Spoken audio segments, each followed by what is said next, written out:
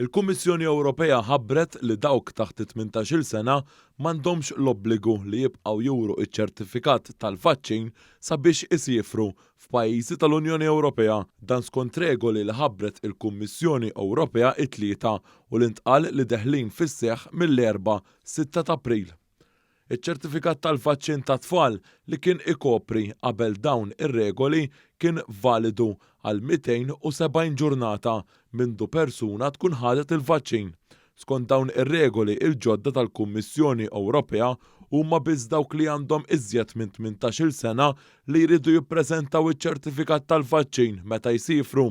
Intqal ukoll kif id-doża l-booster għat-tfal tal-fuq minn 12-il sena hija awtorizzata mill-Aġenzija Ewropea tal-Mediċini. Minkejja dan mhux il-pajjiżi kollha tal-Unjoni Ewropea rrakkomandaw li dan jiġri f'pajjiżhom fosthom anki f'Malta.